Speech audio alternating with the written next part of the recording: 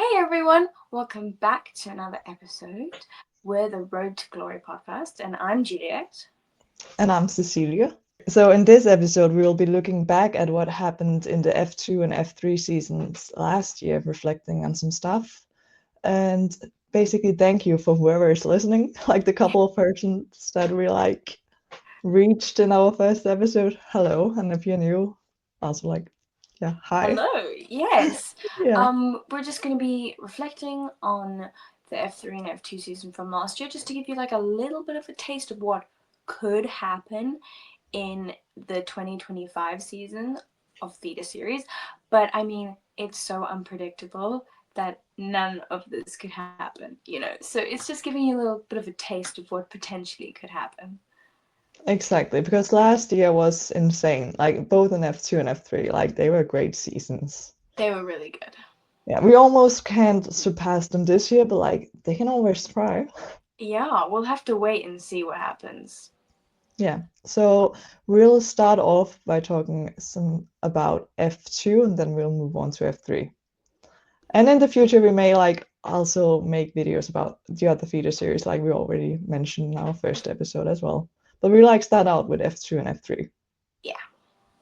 So basically, F2, when we're talking about a crazy season, there was literally 18 winners last year in F2. Like, Think about that. How many yeah, different people there are. exactly. Like, just that fact, like in 28 races or however many races there was, like 18 different winners is insane. And that just shows how close the racing was last year, because it was like anybody could win. Exactly, because often we see like a lot of repeat winners, like those who are like leading the championship will win a lot of races, or like those that are like basically at the top of the field, but like we had like a big mixture. Like every team was like winning, scoring points. It was insane. Exactly. And basically, what that led to was obviously a very intense title fight for the drivers and the team championship. So basically, like going into the final round in Abu Dhabi, were like really close to equal on points between like Isaac Hadjar and Gabriel Bortoleto. And like also like Paul Aaron was technically still in the mix as well. And I mean, imagine that. You've done so Mm. many races throughout the year, and it comes down to the final race. Exactly, like it's insane. And like it just leads to like the smallest things leading to like the biggest heartbreak if something goes wrong, which it Yeah. did for like Isaac Hadjar stalling, unfortunately in the feature race, like ending his potential to like win the championship, And it's which was just like, just insane in yeah, it's itself. insane. You don't really want you want a good, like a race to be won on the road or not. Like a mechanical fault or like a stall is not something that you necessarily want. Exactly. And it So was it just was, chaotic as well. oh, Like we didn't know, and the commentators didn't know it was like Isaac that stalled. Like they all thought it was like Pepe Martin. Like, they thought it was his teammate. And yeah, then exactly. it like so confusing. And as a viewer, you're like, who? What? Yeah, Because exactly. if the Like, what is going commentators are on? getting confused, how do you think we feel? Yeah, like with all the now it's not that bad anymore, but like there used to be so many Red Bull Juniors, like you couldn't tell them apart. And like Pepe and Isaac were obviously the Red Bull Juniors, so like it was so close to tell them apart, and The like in car such a liveries, critical moment. they look exactly the same. And then you're Mm, looking for a tiny little number on there, and it's very sure. hard to tell. So, like, I understand why they got confused. Yeah, and like a moment like that stalling at the start of the race was also like a big thing in the season last year in general, because obviously they got the new cars in F2 last season, which were like obviously it has always been an issue that drivers stalled in the start, but like this was more like actually a car failure thing, really, that it just was so unpredictable when it would happen. Yeah, but I guess it's something that people have to get used to, work around, or whatever, because it Yeah, was the first exactly. season with the new car. Yeah, we can hope that it's better this season because like it is a shame that like literally like the title fight for the drivers championship gets almost like dictated by a car failure. Exactly. Instead of like talent or like on the road Yeah, action. exactly. Because it could still have like ended up being the same result if he hadn't stalled, but like we will never know. No, we'll never know. I guess that's the way it was meant to go. Yeah, exactly. And well, Isaac and uh, Gabrielle are both in F1 now, so I don't think any of them really mind that much. No, and I'm pretty sure their both of their like F1 seats had been decided a while before that. Yeah, So I'm pretty it confident too. luckily didn't make much of a difference. Yeah, exactly. Because like I remember Isaac Hadja in some press conference or something afterwards. I don't actually remember what, but it was in an interview afterwards where he was like so calm about like Oh not yeah. winning the championship. Where I'm like, you already know you have that Yeah. F1 seat. Like, And then I was like, I know where he's going because rumors were yeah. flying. Exactly. Like he dug his own grave with that thing because like I know he also like before the weekend started, he was like, "Oh, there's confirmed and yet to be confirmed about like people's F1 future." I'm just like, Yeah, okay, we all know now that you're we going all to know. F1. Yeah, exactly.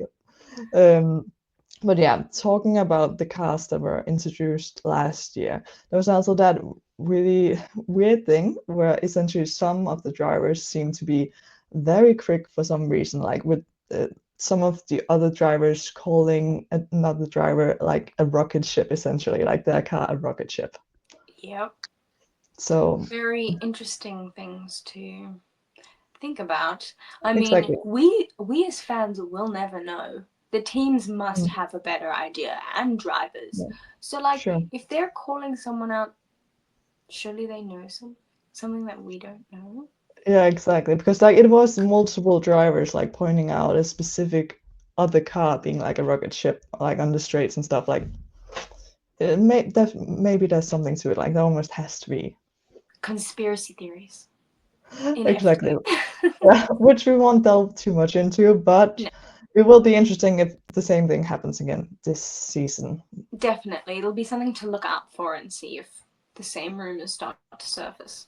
Yeah, 100%. And like also with that worst cars and maybe worst drivers being a rocket ship, we also saw last year traditionally really good teams like Prema and ART who were like literally battling for the team's championship the year prior, now like battling in the middle field. Like they really were struggling. It was very interesting to see what teams got to grips with the car really quickly compared to other teams. And like, if you had told me in 2023 that the 2024 season Prema would be struggling and ART, I would be like, what? What do you mean? You know, Yeah, because exactly. you wouldn't think that. But I guess Mm, because it's a whole new car, it just yeah, they didn't seem to get on top of it as fast as other teams did, which was yeah, very exactly. interesting. Yeah, because obviously they weren't bad. Like they did win races eventually, just not like at the rate that we thought they would. Especially like some years if Prema didn't do well, you would think like, oh, maybe it's just the drivers. But like they had Kimi Antonelli and Ollie Ban and obviously, so like people are not blaming the drivers. Like, Exactly. To people who now have they're in F1, you know, yeah, so you can't say anything on their talent. It had to be something to do with the car. exactly. And like we will never know exactly like what was No. up with that. But it will be interesting again, like if they'll be more on top of the car for the whole season this Yeah, year. Then that leads on to like best moments in F2, I guess we can like talk about as well. So like basically for me, the standout moment from last year was like mostly a race, which was the Monaco feature race. Because that was like a lot of heartbreak for a lot of people and like an unpredictable winner and like it was insane. definitely. I mean, as a Zach O'Sullivan fan myself, I Mm, was very happy and yeah, screaming. I get Um, that so 100%. yeah, it was a good time for his fans, but I mean, it was chaos. Thinking like, oh, did he go into the pit lane illegally? Was it Sure. fine? Was it not? There was a lot of like up and down. But I mean, that's what most feeder series races are. You never know Sure. Yeah, what is exactly. going on. Actually, you're most of the time you're confused while watching it. Mm. Yeah, because especially like with Monaco, it is difficult to overtake, so you would expect like the person from pole position winning. But obviously, we had Richard for sure starting from pole and like leading the race comfortably, but then he had a car failure that made him not be able to drive as fast, like, which was absolute heartbreak for him. And Yeah, then we think like, oh, so Isaac Hadjar is gonna win it now because he was like right behind him, and he was like again leading comfortably, everything was fine, and then like out of nowhere. Like with the virtual safety car, Zach exactly. obviously He being got able into to the pit pit lane before. within Yeah, time, and then exactly. Like being in front of him, like out of nowhere. Like which was heartbreak from Isaac as well, not being able to win the race. oh, definitely. So like obviously that's the thing with F2 and other feeder series and just motorsport in general. There's an element of luck, but obviously also like Zach had to be there in the moment, like to be able to like Exactly. drive for that long to like be able to gain something from pitting so late. Yeah, he had luck, but he also had strategy in it Mm, because he went, okay, exactly. we'll pit later, hoping for a safety car. And then the opportunity came for him, and he landed up being in the pit lane at the perfect time. So, Yeah, literally. Like if he hadn't like made it in like let's say 5 seconds later, like that could have ruined his race as well. Just as a, completely. do you have like any standout drivers or moments from F2 last year? Ooh, interesting. F2. Um, that's a hard one because I mean, it was like, it was back and forth. I agree. I would say from my part, a standout driver really was Paul Aaron, which like seemed to like be able to win the championship for like a long time before like some mistakes starting creeping in and being unlucky and stuff like that. But just like the whole narrative of him being like thrown out of the Mercedes Academy and like to like make space for Kimi or whatever, and like him just beating him on track was like such a fun thing to see, to be honest. He had revenge, and he came Exactly. with a mission and a Yeah. purpose, and Yeah. it was incredible to watch. I mean, he It had really some was. unlucky moments, but he also had a very good season, which we Mm, now see has come to fruition because he's a reserve driver for Alpine. So it's like, mm. okay, you know, Exactly. it was worth it. It really was. And I feel like he really could have a good shot at getting an F1 seat soon, but then like my belief got smaller when I saw like Franco obviously also being an Alpine reserve driver now, but that's a Exactly, whole and nother thing. Alpine have a lot of reserve drivers. Sure. But But like if at the he, moment it seemed really good, like a good yeah, position to and be in. if he gets a chance to drive in the car, especially with them having a rookie, Jack Doohan, so you know maybe he could hurt himself. Hopefully not, but you know there's more Yeah, unpredictability when you have a exactly. rookie You in the never know car. what's gonna So happen. exactly, Just about like being there and being like able to jump in if anything happens. Like you never know what your luck is gonna be. exactly. And I mean, like you could have a moment like Ollie Behrman had last year in F1, where you Mm, jump in the car and you perform really well, and then suddenly a lot of teams want you. So you just mm. need your moment in the car to show what you're able to do. Yeah, exactly. Because honestly, like a while back, you wouldn't expect a lot from a rookie going into the first race, but like with the drivers we've seen recently now, like people expect you to perform from like the first second you sit in the car. I know it's there's a lot of pressure on them, so it'll be interesting to see what happens. 100%. Should we move on to like reflecting on the F3 season now? Yes, we can talk about the chaotic F3 season that Yeah. 2024 was. I mean, a lot of rookies come into F3 from lower formulas, and you have no idea who they are. Mm. So you don't know how they're going to perform. And I think in the first race of the season last year, a rookie really showed his true potential, and that was Arvid Lindblad, who won the sprint race in Bahrain. And I mean, It was winning insane. on debut is It was like, unexpected. it's so unexpected and so out there. And I think that momentum took him quite far. And he had such a good season in F3. I'm saying it right now. He's a standout driver for F3. Mm. I just think it was so incredible coming in as a rookie and winning so many races Yeah. and just being on it from the get-go. And now we know he's in F2. I think he is somebody to watch for this F2 season. And he has enough super license points. So now people are like, oh, is he going to go into Red Bull? Like, is he going to be Max's teammate Yeah, in the future? exactly.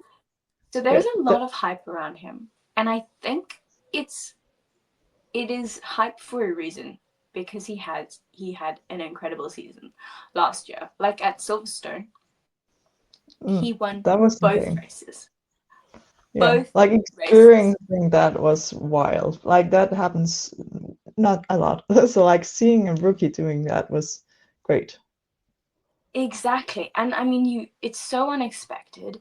And obviously, I mean, Silverstone, there was weather issues. There was rain. So it was an unpredictable race. And a lot of people were like, oh, Luke Browning will win, this person will win. But no, Mm. Arvid Lindblad. Both races. The back to back in his rookie campaign. So I Mm. really like I see why he is in F2 now, you know? He had Yeah, a really good 100%. campaign that got him there. Yeah, he has a lot of momentum right now, also winning the Frog Championship thing Exactly. this winter. And just like obviously all that hype also creates a lot of pressure. So it will be interesting to see how he handles that in his first F2 season because he also like isn't that old. Like compared to when we talk about Luke Browning, how old he is. Like Arvid Lindblad is like the opposite of being like a really young rookie in F2. Exactly. I think he's 16. Or he was last year or Yeah, he was 17. last year. He's I'm not sure like if he's 17 now or is this year at yeah. least he's turning 17. He's young and he's got the talent. So it'll be very interesting to see where Exactly. he goes. Yeah, and with obviously having the super license points, that's also like something he mentioned in an interview. It was like Helmut Marko that like wanted him to have the super license points ready. So like just already having him in the conversation just shows like he wants him to like be ready if he wants to replace another of the Red Bull family drivers, like either in Yep. decarb or Red Bull. We don't know. Exactly. So who knows where? We'll have to wait and see. Exactly. Overall, the F3 season, oh my gosh. If you wanted to predict the championship and who was going to win it, I don't think anybody was able to because every single race it would flip flop. It'd be like, oh, Fornaroli is leading. Oh, no, no, no, no. Minnie is leading. No, Luke Browning's leading. So it's like literally race to race, it would chop and change. I think it was very intense because also F3 has less races. They have the least out of like they don't have as many Yeah. races as F2 and F1 obviously. Yeah. So Their each season is like race, really short. yeah, each race counts a lot. And I mean the season ending in Monza, if you think in relation to the F1 season, that's like halfway through. You're like in the mid-season and suddenly F3 has already ended. So each race was very intense and counted towards it. Exactly. Championship fight, which came down to the last race of the season, the last lap, but not even that, the last corner of the Yeah. last lap. Like you couldn't have made that up. Like it You, was insane. you literally cannot predict that because No. it was Mini winning until Fornaroli overtook Mansell for Mm. P3, taking the championship on the last corner. On the last corner. Like, I remember sitting and watching that, and I was so stressed because it had been like the laps counting down, and you're like, oh, I don't know Yeah. what to do, I don't know what to do. And then it gets decided literally seconds before the race ends. Yeah. And like the driver you do not want to be in that situation was Christian Mansell because like obviously he had been in the title fight like earlier in the season or like going into Monza actually like there was a There possibility that was he could have won. like He was like out of mathematically, in that race. Yeah, yeah, exactly. But so like being in the position knowing that okay if I keep Von Rory behind, then Mini is Mini gonna wins. win. Yeah, but Yeah. if I let him go, Fanarola is gonna win. So like And you do not want to be the driver in the middle of those two. no, you really do not. Yeah, that was must have been a difficult position to be in. It was wild. Yeah. You know what I'm actually really interested to see is Mm. if they split up qualifying in Monza again this year, because for the first time last year in Monza they split up qualifying into two groups. Yeah. It was a bit messy, to say the least, because it's like if you're in group 2, the track's going to be better because group 1 has already gone. But then it's just, if a crash happens, then it's over. And Mm. I think Exactly. I think it was the first time they did it, so it was not going to be perfect. But I'd like to see if they do it again and if they implement it at other races. Yeah, because obviously it is in Monaco as well, because like 30 drivers going around in a circuit like that, that's too much at the same time. And like obviously with Exactly. Monza as well, we see like the issue every year that they are all lining up before the final corner and it's just a traffic paradise. So I was like, that's what they are trying to change, but it's still Exactly. like very much decided by luck, like because obviously which group you're gonna be in is just decided by what race number you have. Like it's so unpredictable. Exactly. So I'll be interested to see like if they do it the same this year, if they still do it, or if they change it up a little bit. But I don't really know how they could change it. No, it's really difficult with the format because there's not a whole lot they can do, and it will always be decided by luck. Like, has the track condition changed? Like, has the weather changed? Is somebody gonna crash, which is highly likely in F3 as well? Yeah. So overall, our final note on this is that we don't know what's gonna happen. This is what happened last year. F2 and F3 is very unpredictable. Pretty much Yeah, sums it up. it really does. And like, we can't wait for the new season to start in like a month from now. That's as of recording a month from Yeah. now. It's so So exciting because yeah, I'm exactly. just so excited to see like how the new rookies do in F3. Is somebody overhyped? Are they going to do well? Who's going to win the championship? I don't know.